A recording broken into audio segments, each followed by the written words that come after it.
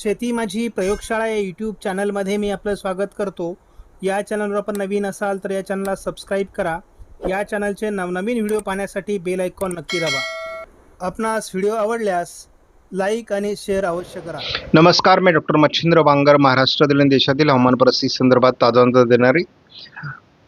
बंगालच्या उपसागरात तयार झालेलं तीव्र कमी दाबाचं क्षेत्र आता भूभागावर सरकू लागलं असून आता ते झारखंड छत्तीसगडच्या दरम्यान पोहोचलं आहे. त्याचा विदर्भात काही परिणाम होतोय. त्याचबरोबर आपण हेही बघतो की मध्य प्रदेश आणि जवळपास दिल्लीपर्यंत हे पावसाचं वातावरण पोहोचलं आहे.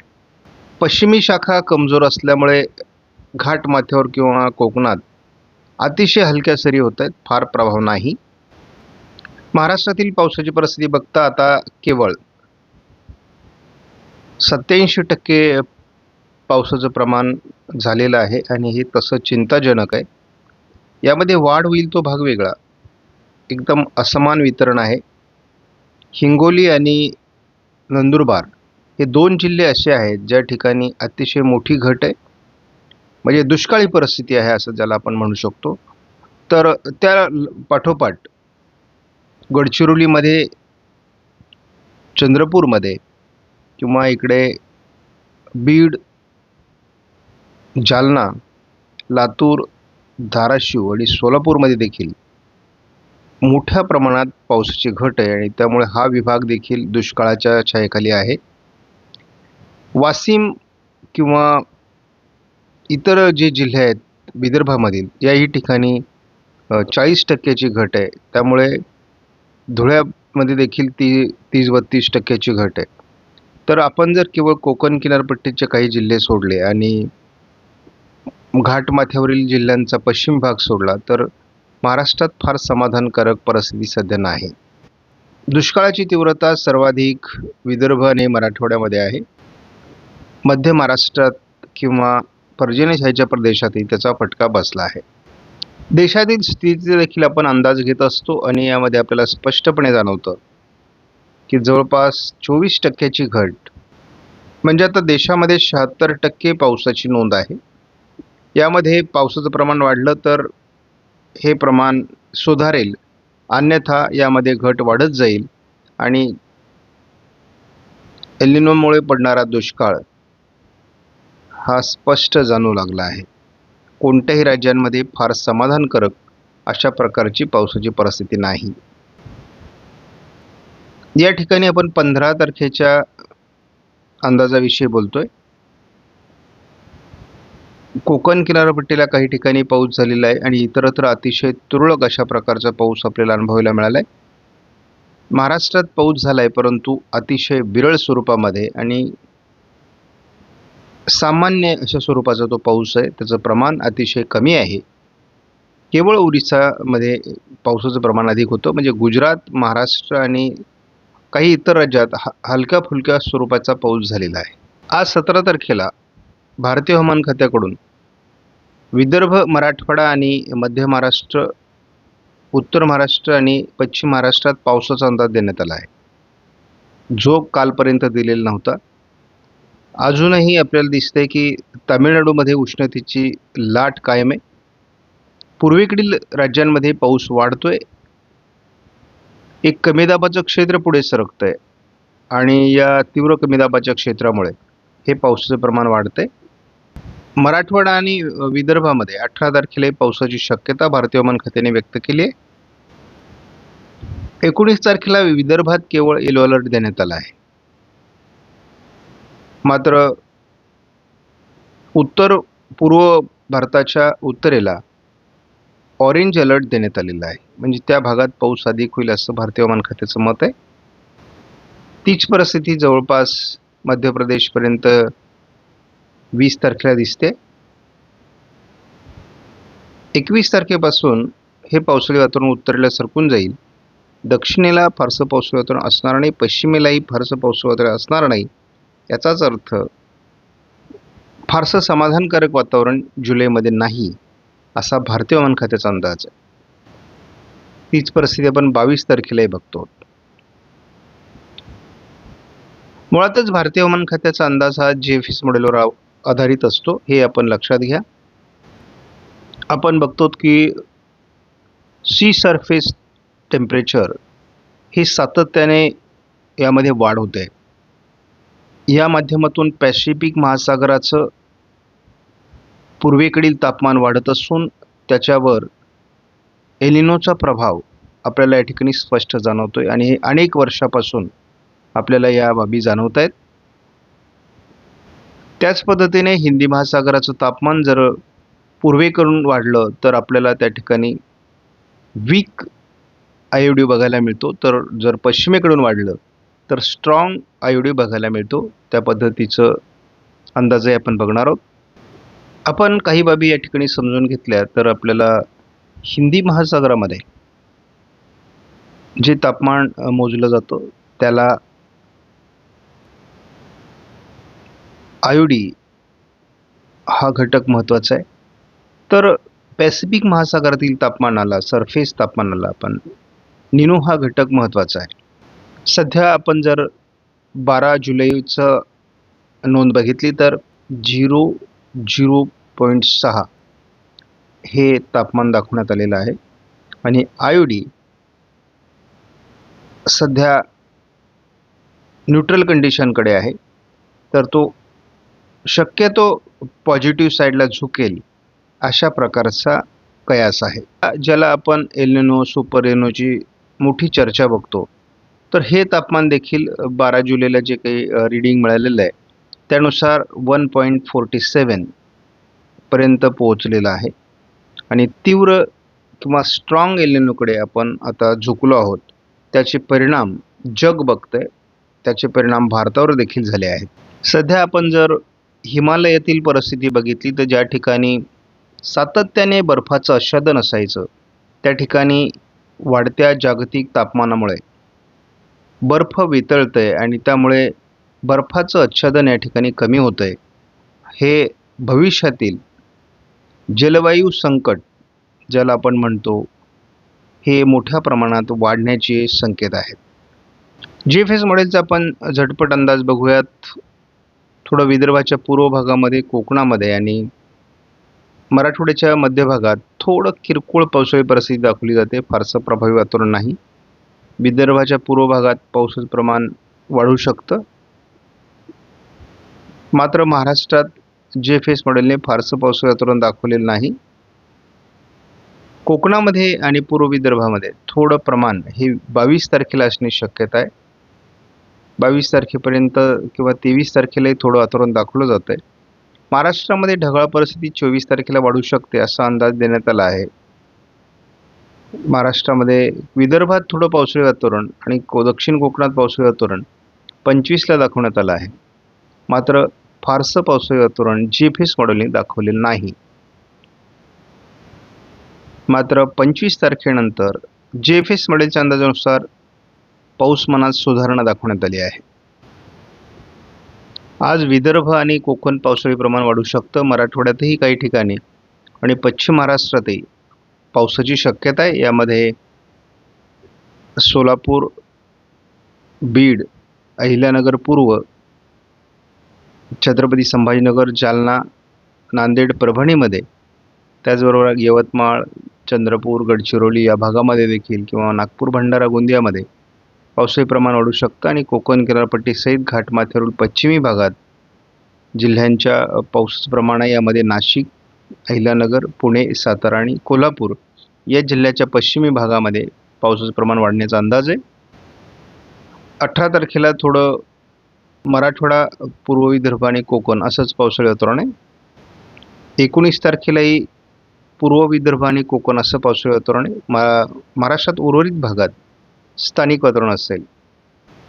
20 तारखेला स्थानिक वातावरणात आणि कोकणामध्ये पावसाचं प्रमाण वाढण्याची शक्यता आहे. संपूर्ण मराठवाडा, उत्तर महाराष्ट्र आणि पश्चिम महाराष्ट्रात देखील स्थानिक स्वरूपात ठिकठिकाणी मध्यम स्वरूपाचा पाऊस होण्याची शक्यता आहे. कोकणात पावसाचं प्रमाण वाढेल. 21 तारखेला थोडं मराठवाडा, विदर्भ, उत्तर महाराष्ट्र, कोकण असं पावसाळी वातावरण राहील. थोडं पश्चिम महाराष्ट्र, मध्य महाराष्ट्रातलं पावसाचं प्रमाण कमी होण्याची शक्यता आहे. 22 तारखेला थोडं महाराष्ट्रात खास करून सोलापूर, लातूर, धाराशिव, बीड, अहिल्यानगर दक्षिण, पुणे पूर्व, सातारा पूर्व आणि सांगली पूर्व भागात पावसाचं प्रमाण कमी होईल. कोकणात आणि उत्तर महाराष्ट्र, विदर्भ असं थोडं पावसाचे प्रमाण राहण्याची शक्यता आहे. 23 तारखेला एका वादळी प्रणालीमुळे विदर्भाच्या बऱ्याच जिल्ह्यांमध्ये जोरदार ते अतिजोरदार पावसाची शक्यता आहे. दरम्यान कोकणातील पाऊस पुन्हा एकदा हलकासा कमी होण्याची शक्यता आहे. उर्वरित महाराष्ट्रात, मराठवाडा आणि पश्चिम महाराष्ट्र, मध्य महाराष्ट्र, उत्तर महाराष्ट्रात देखील पावसाचं प्रमाण घटतं आहे. 24 तारखेला विदर्भातील अमरावती, नागपूर, भंडारा, गोंदिया, वर्ध्याच्या उत्तरेला थोडं पावसाचं प्रमाण अधिक राहण्याची शक्यता आहे. तसा विदर्भातील बहुतांश जिल्हे कमी पर्जन्याचे आहेत. त्यामुळे या पावसाचा किती आधार होतोय ते बघणं आवश्यक आहे. 25 तारखेला उत्तर महाराष्ट्र, उत्तर मराठवाडा म्हणजे छत्रपती संभाजीनगर, जालना, बुलढाणा, त्यानंतर मग अकोला, अमरावती, नागपूर, भंडारा, गोंदिया या सर्व जिल्ह्यामध्ये, वर्धा आणि यवतमाळचा काही भाग, अगदी नाशिकच्या काही भागामध्ये, मध्य प्रदेशवर जी सिस्टम जाणार आहे वादळी प्रणाली, त्याचा परिणाम महाराष्ट्राच्या उत्तरेकडून जाणवेल. कोकणातही पावसाचं प्रमाण थोडं वाढू शकतं. 26 तारखेला जसंही ही वादळी प्रणाली कोकण किनारपट्टीला सरकेल किंवा अरबी समुद्राकडे सरकेल, तसंही कोकणात मुसळधार पावसाची शक्यता पहिल्यांदा व्यक्त करण्यात आली आहे. ज्या पद्धतीचा पाऊस आपण जुलैच्या पहिल्या आठवड्यात बघितला होता, त्याच पद्धतीचा पाऊस थोड्याफार फरकाने या ठिकाणी होईल. गुजरातमध्ये मात्र अतिवृष्टी होण्याची शक्यता आहे, सुरत वगैरे भागात. त्याचा फायदा थोडा आपल्याला नाशिक पश्चिम, नंदुरबार, त्याचबरोबर पालघर आणि ठाणे जिल्ह्यात अगदी मुंबईपर्यंत होण्याची शक्यता आहे. त्यामुळे पुन्हा अतिवृष्टीची किंवा तीव्र पावसाची, अतिमुसळधार पावसाची शक्यता वाढते. 27 तारखेला कोकण किनारपट्टीला मुसळधार ते अतिमुसळधार पावसाचा अंदाज वाढला आहे. दरम्यान महाराष्ट्राच्या अंतर्गत भागात सुद्धा दरम्यानच्या काळात पावसाची शक्यता वाढली आहे. 26 तारखेला देखील आपण महाराष्ट्राच्या अंतर्गत भागात पाऊस बघतो आहोत. म्हणजे एक स्पष्ट होतंय, 25 तारखेनंतर महाराष्ट्रातील स्थानिक वातावरणाचा प्रभाव कायम राहणार आहे. कोकणात मुसळधार पाऊस राहणार आहे. 29 तारखेला पुन्हा एकदा पूर्व विदर्भ आणि कोकण असंच पावसाळी प्रमाण वाढेल. स्थानिक वातावरण महाराष्ट्रात अंतर्गत भागात राहील, जे पिकांना जीवदान देण्यासाठी आवश्यक आहे. 30 तारखेला थोडं महाराष्ट्राच्या उत्तरेकडून, मग विदर्भाचा उत्तरेकडील भाग, मराठवाड्याचा उत्तरेकडील भाग, उत्तर महाराष्ट्र आणि कोकण असं पावसाळी वातावरण राहील.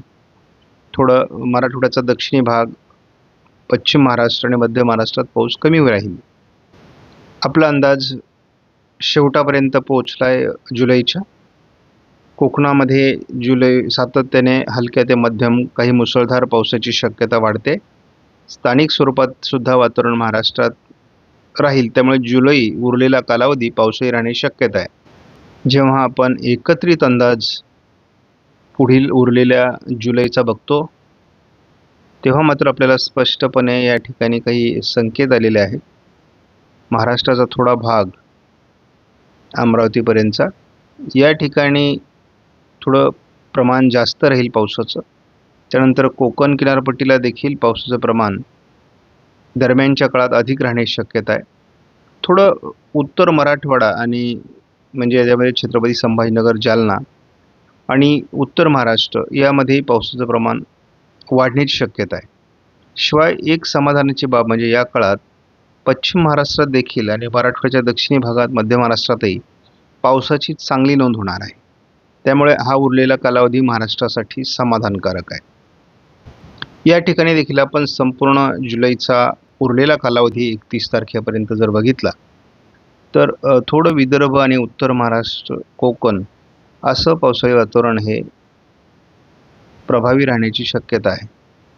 त्यामुळे बाकी भागातही पाऊस होईल, गरजेपुरता पिकांना जीवदान देणारा पाऊस होईल असा अंदाज आहे. एकूण भारतामध्ये देखील सर्वदूर पावसाची शक्यता आहे. सध्या आपण झटपट अंदाज जर बघितला तर आज 17 तारखेला कोकण किनारपट्टीला हलक्या ते मध्यम सरींची शक्यता आहे. उर्वरित घाटमाथ्यावर देखील पावसाची शक्यता आहे. अगदी सोलापूर, पुणे, अहिल्यानगर, नाशिक या भागातही पावसाची शक्यता आहे. दुपारनंतर हे पाऊस प्रमाण थोडं मराठवाड्याकडे सरकण्याची शक्यता आहे. विदर्भातही खास करून पूर्व विदर्भात पावसाचं प्रमाण राहण्याची शक्यता आहे आणि थोडं आज उशिरापर्यंत विदर्भ मराठवाड्यात पाऊस होऊ शकतो. पावसाचं प्रमाण 18 तारखेला देखील काही प्रमाणात महाराष्ट्रात राहील, परंतु थोडा प्रभाव हा विदर्भाकडे सरकतोय. महाराष्ट्रातलं पावसाचं प्रमाण थोडं हलकंसं कमी दाखवण्यात आलंय. या प्रमाणात पुन्हा 19 तारखेला वाढ दाखवण्यात आलेली आहे. म्हणजे 18 तारखेला पुन्हा पावसाचं प्रमाण वाढेल कोकणामध्ये आणि स्थानिक स्वरूपाचं महाराष्ट्रातलं वातावरण देखील अतिशय उत्तम असण्याची शक्यता आहे. महाराष्ट्रात ठिकठिकाणी जो पाऊस होतोय, मग खास करून आपण सोलापूर, बीड, लातूर, छत्रपती संभाजीनगर, जालना या भागात आपण पाऊस होताना बघतो. तर हे पावसाचं प्रमाण आपल्याला 20 तारखेपर्यंत सातत्याने चालू राहणार आहे. म्हणजे उत्तर महाराष्ट्र असेल, मराठवाडा असेल किंवा पश्चिम महाराष्ट्रात पावसाचं सातत्य हे जवळपास 20 तारखेपर्यंत कायम आहे. पुढे हे पावसाचं प्रमाण कमी होण्याची शक्यता आपण काही व्हिडिओमध्ये व्यक्त केलेली आहे.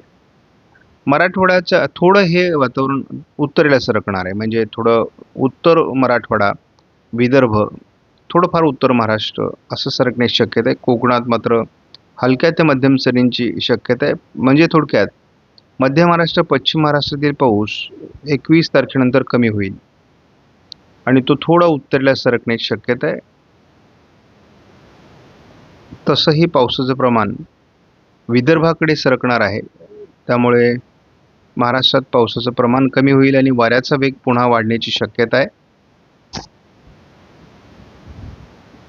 त्यामुळे 21-22 नंतर पुन्हा आपल्याला त्याला पावसाचा खंड म्हणता येणार नाही, परंतु वादळी वारे असतील, आजूबाजूने एक सिस्टम जाते, त्या सिस्टमचा परिणाम 25 तारखेपासून उत्तर महाराष्ट्र आणि उत्तर कोकणामध्ये जाणवण्याची शक्यता आहे.